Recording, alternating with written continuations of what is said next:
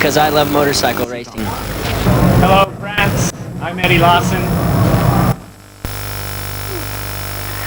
Bonjour à tous, une semaine après l'Australie, nous voici à Laguna Seca pour le Grand Prix des États-Unis où Schwantz, le petit prodige texan, Lawson, le champion du monde et bien sûr tous les autres Américains rêvent de s'imposer. Alors une semaine ce n'est pas beaucoup pour se préparer, d'autant que les motos sont arrivées ici en retard de Phillip Island à Laguna Seca et la première journée d'essai a même dû être annulée. Depuis, tout est rentré dans l'ordre et on devra assister à une course peut-être même encore plus spectaculaire qu'en Australie, car ici le circuit californien est très tourmenté. Vous le découvrez actuellement, il y a beaucoup de virages et il est très technique. D'ailleurs, Gilbert Roy, il y a peu de différence entre les temps aux essais des 500 et ceux des 250. Effectivement, il y a à peine plus de 2 secondes d'écart entre le meilleur temps en 250 qui a été réalisé par John Kosinski et le meilleur temps en 500 réalisé par Wayne Rainey. C'est donc effectivement très peu. Ça veut dire que ce circuit tourne beaucoup et donc la maniabilité est importante et les 250 étant plus légères, ça leur permet de passer plus vite dans certaines parties comme ici le corkscrew qui est une des particularités du circuit de Laguna Seca, deux virages qui s'enchaînent très très serrés et en descente. Donc on verra comment ça va se dérouler pendant la course, mais une 500 est très délicate à manier sur ce terrain.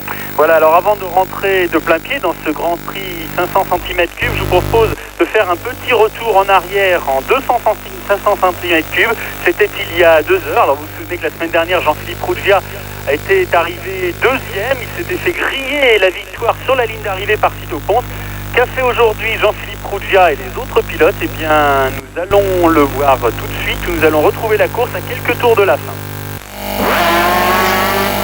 Voilà, au classement du championnat du monde, alors que l'on découvre Eddie Lawson, au classement du championnat du monde de 250 cm3, Pons est en tête avec 50 points, deuxième Cadaloras 45 points, troisième Kosinski 40, mais il ne courra pas tous les grands prix, quatrième Ruggia 37 points et cinquième Cardus. Eh bien, puisque l'on parle et que l'on voit Eddie Lawson, vous savez que la Californie c'est son pays, le champion du monde paraît toujours un petit peu concentré, un petit peu écrasé par le poids de la course, comme actuellement. Dans les stands en particulier, eh bien, ce pilote est complètement différent lorsqu'il vous reçoit chez lui à Upland. Gilbert Roy s'y est rendu, c'était avant le championnat du monde en janvier, où il a rencontré un Eddie Lawson beaucoup plus détendu que celui que vous voyez actuellement sur sa moto. Rêve et le futur prend forme. Crois et tu as fait la moitié du chemin. Travaille et tu atteins ton sommet. Ce dicton figure en bonne place chez Eddie Lawson. Dans sa maison d'Upland à 150 km à l'est de Los Angeles, on retrouve les traces d'une carrière déjà bien longue pour un pilote qui n'a que 31 ans. De ses débuts en dirt track à l'âge de 7 ans jusqu'à son dernier titre de champion du monde l'an passé, Eddie a tout gardé. Des témoignages uniques conservés précieusement par ses parents. Right here, this one, the clutch ball, right on the end. When I hit the ground, it shoved the clutch in and just hit right there on that. I remember that. I couldn't move this. I never think of falling off or crashing or anything like that. You never really think about that until you're actually going out through the dirt or through the grass at over 100 miles an hour, and then fear kicks in then, but never when you're, before a race or going out for practice or whatever. If that ever happened to me, then I would stop, but I always think about how I'm going to go faster. La collection d'Eddie Lawson ne s'arrête pas aux seules photos de ses exploits. Le sous-sol de sa maison est en effet affecté à ses casques et à ses motos. Une vingtaine de machines, toutes en état de marche, prêtes à des utilisations diverses.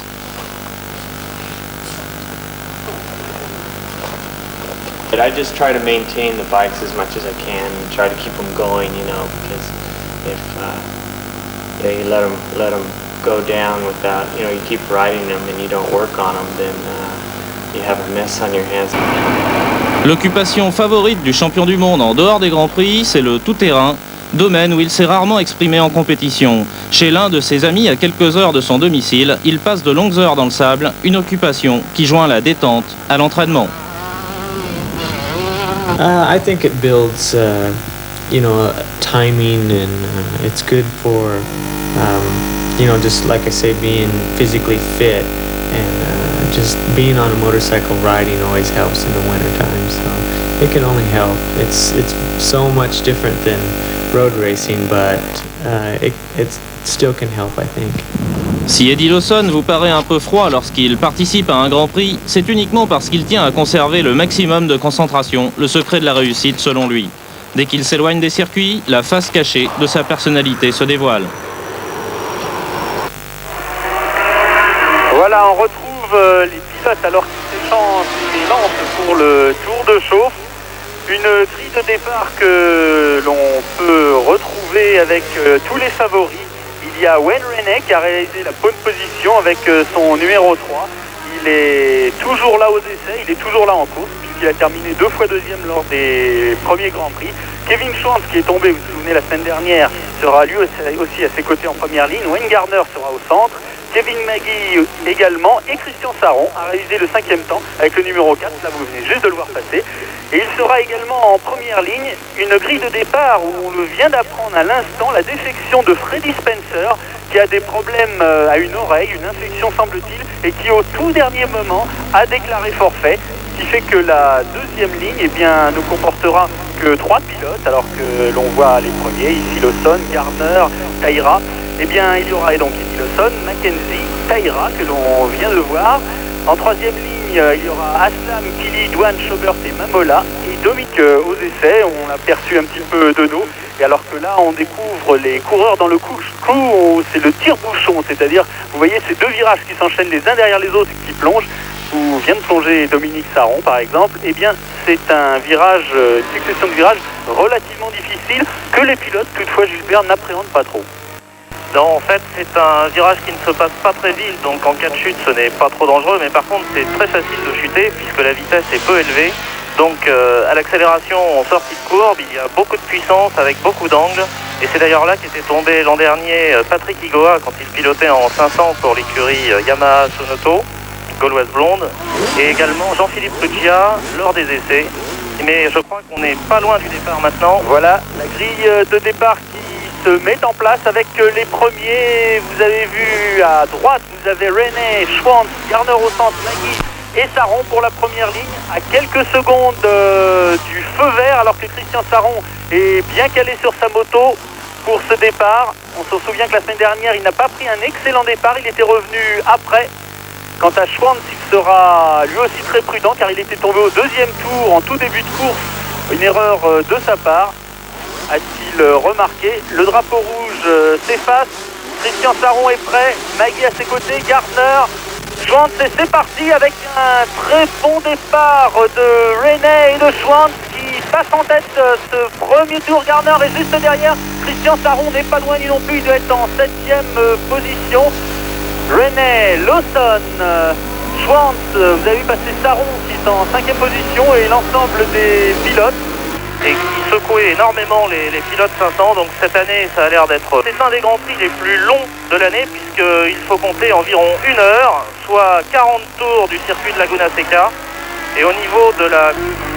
Gardner, suivi par Lawson et Saron. Revoilà Wayne Rainey, toujours en tête du Grand Prix, donc avec maintenant 4 secondes et 68. Et il est sûr.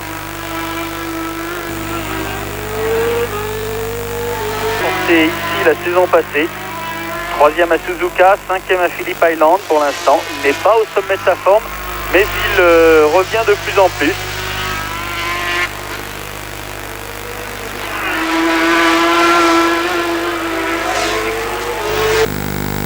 En tout cas, Dominique reste pour l'instant dans la zone, peut-être l'un des tournants de cette course, car Wayne Gardner emmenait un groupe de coureurs pour rejoindre les autres. Ou d'entorse, espérons que ce ne sera pas trop grave pour Wayne Gardner.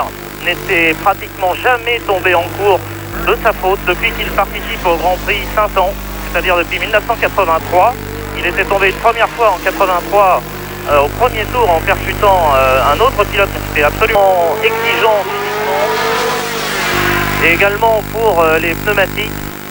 Et Yamaha et Suzuki, les teams de l'usine Yamaha et Suzuki avaient demandé à raccourcir la course car la course fait avec 40 tours 141 km alors que la distance minimum requise par le règlement international est de 120 km. Donc il y avait 20 km qui pouvaient être retirés de la longueur de course. Et dans un Lawson et Christian Saron toujours à la 5e position. 6e Mackenzie, 7e Taïra. Et ensuite, vous l'avez vu tout à l'heure, eh bien Kili et Ron Aslam sont ensemble devant Juan, Boba Schobert et Randy Mamola. En effet, puisque la course est encore très longue, nous ne sommes pas tout à fait arrivés à la mi-course.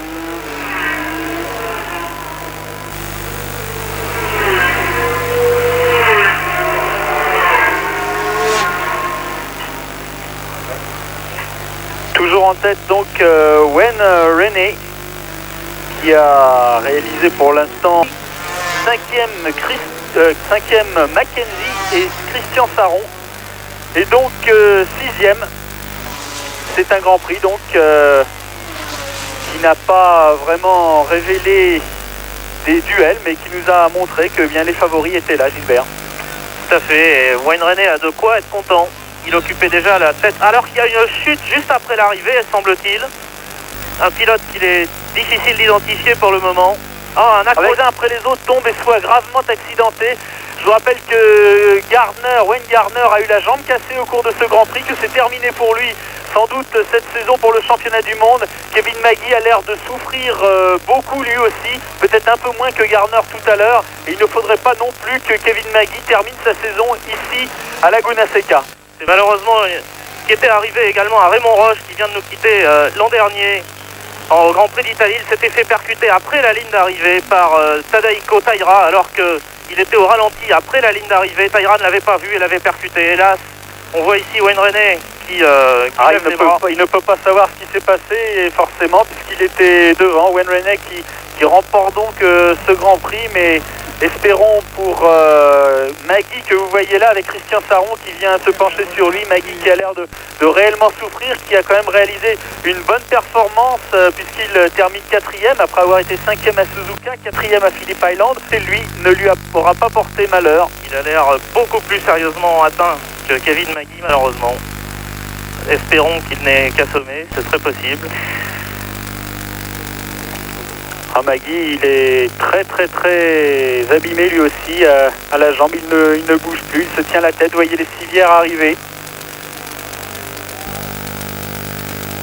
Voilà, écoutez, c'est sur cette image un petit peu triste de Laguna Seca que nous allons nous quitter, puisque vous le voyez, eh bien, hormis l'accident de Gardner, il y a eu un accident post-course après l'arrivée, donc entre Magee que vous voyez là et Boba Schobert. Espérons que l'on retrouvera dans 15 jours ces deux pilotes, même si on n'y croit pas trop. Espérons que ces deux pilotes seront présents dans 15 jours à RRS. En tout cas, c'est un Grand Prix d'Espagne que vous pourrez suivre en direct aussi sur Canal+. Nous vous donnons donc rendez-vous dans 15 jours à RRS en souhaitant bonne chance et bon rétablissement à Schobert et à Magee qui vont réintégrer ces ambulances. Et une bonne fin de soirée donc sur Canal+. À dans 15 jours. Au revoir.